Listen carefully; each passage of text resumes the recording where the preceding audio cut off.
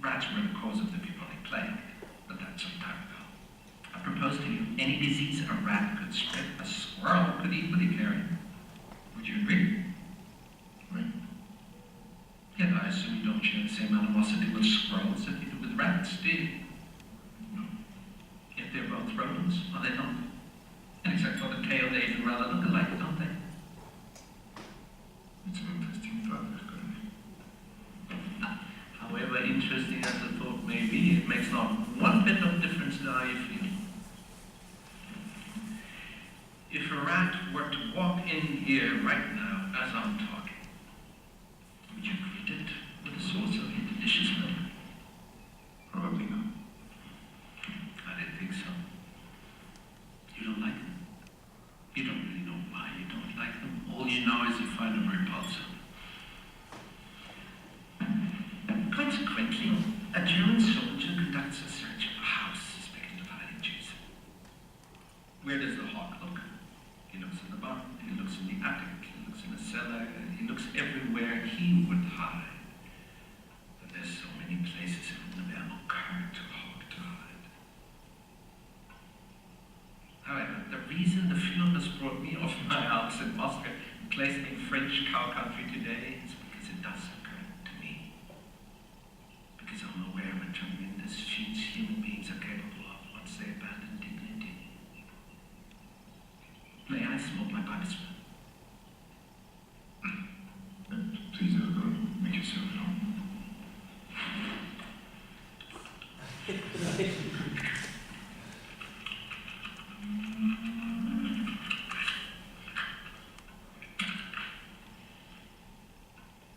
Now, my job dictates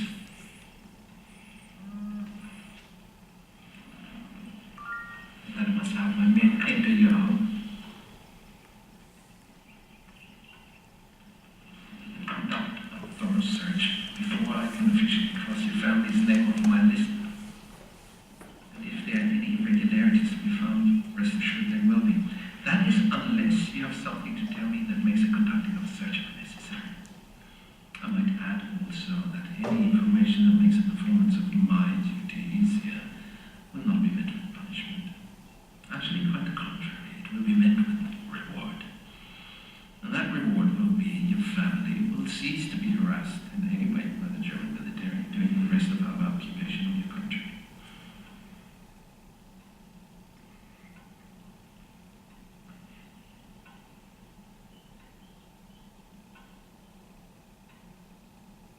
You're sheltering enemies of the state, are you not?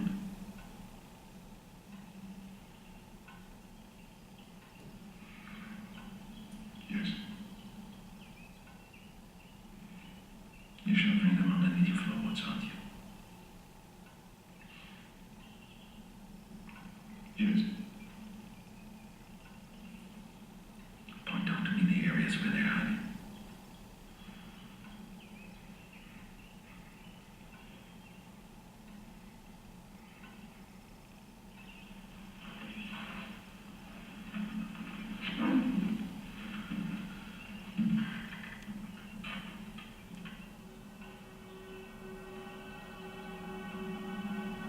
Since I haven't heard any disturbance, I assume they're listening. They don't speak English.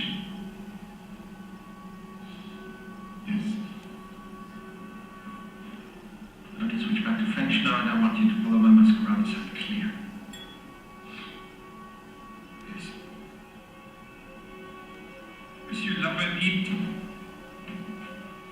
je vous remercie pour votre hospitalité. Il me semble que nous en avons terminé.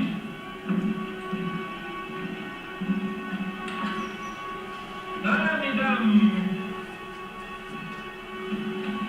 je vous remercie pour le temps que vous m'avez consacré. Je ne risque pas votre famille plus longtemps. Donc, monsieur, mesdemoiselles, je prends congé. Je vous dis adieu.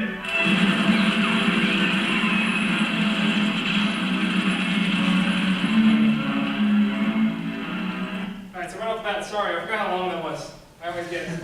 really sucked into it. That's gonna be the longest clip of the whole thing, and we're gonna be using that as kind of a keynote, referring back to it a couple times. They die. What? Did they die? Oh, Yes, all done but one, yeah. Watch the movie. Watch the movie. It's pretty good. It's a pretty good movie. That's my favorite scene in the whole movie, to be honest. But that and Brad Pitt's terrible Southern accent, especially his terrible Southern Italian accent. Yeah. But anyway, so first things first, I want to ask: did you guys feel tense during that, or am I just blowing smoke out my ass? Just curious. Yeah. Yeah. All right. So we're gonna make this a little interactive. Why do you guys think it felt tense? And there are no wrong answers. I just want to put that out there. So we're gonna start over here. We're gonna go all the way across. Everyone's gonna say one thing they thought that made it feel a little more tense until we run out of things or no one has any ideas. So you want to start us off, Al? Like the music, like the orchestral, like atmospheric sounds that have back of tension building up. Mm-hmm. That actor, I forget who it is. Hans Landa. Yeah. Not Hansel, that's his character name. Sorry.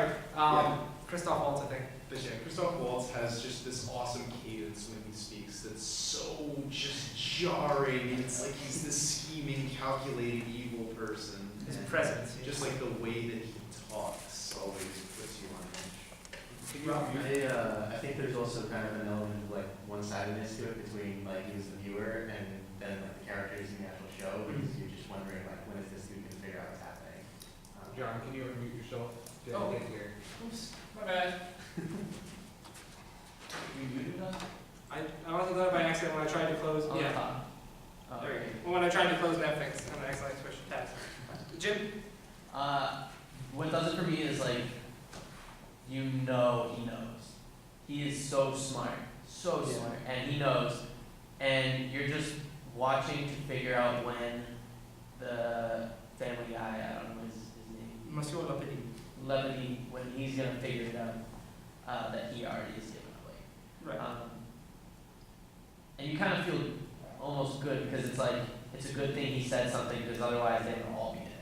And like, that feeling of like, well, at least not everyone's dead, and knowing that that's coming, knowing like that there's a decision to be made about that, that's what made it tense for me. Jordan? The excessive formality of the thing, like Yeah, permission to speak English, because Yeah. it was just fine. Aaron?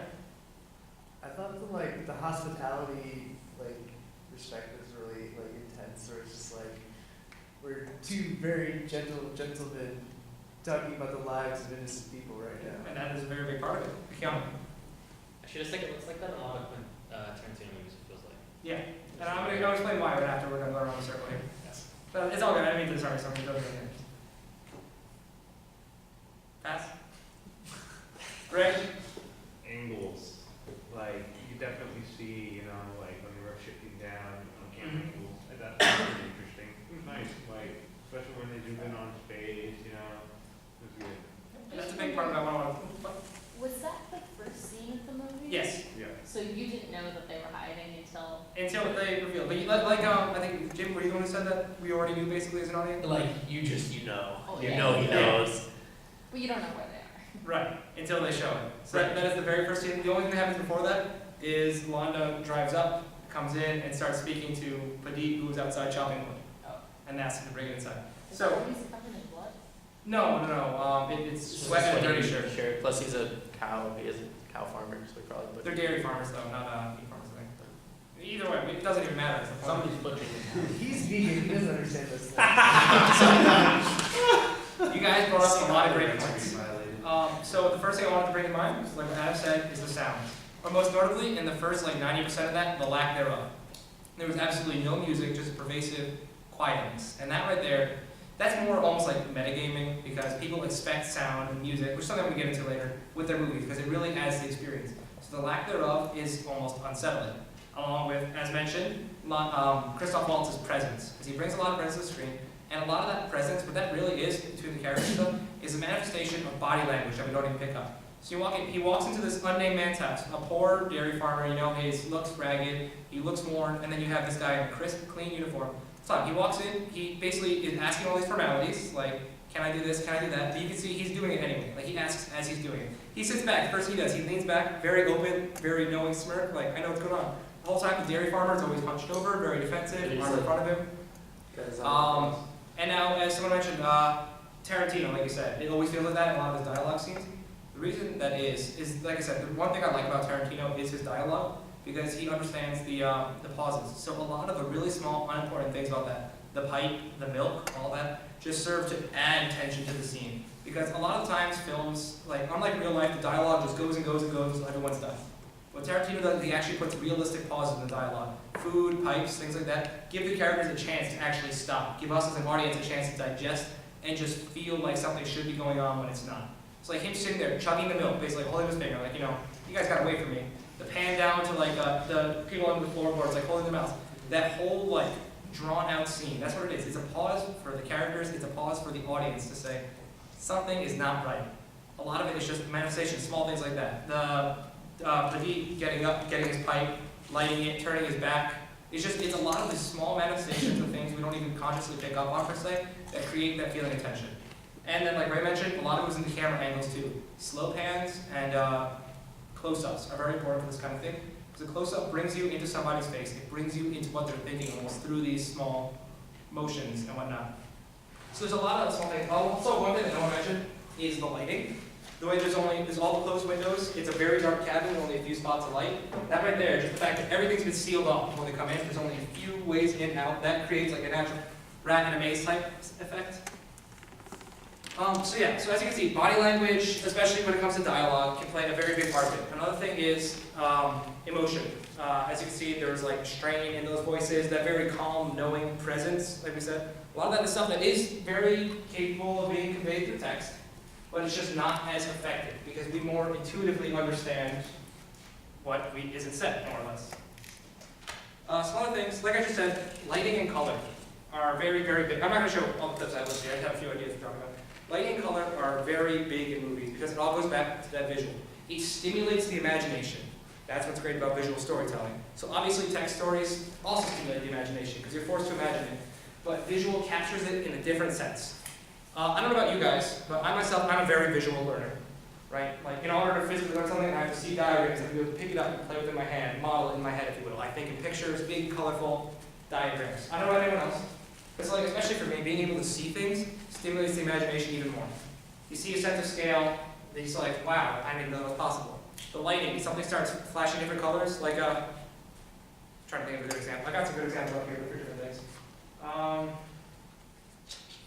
is a good example? This is for lighting colors. I'll get to my other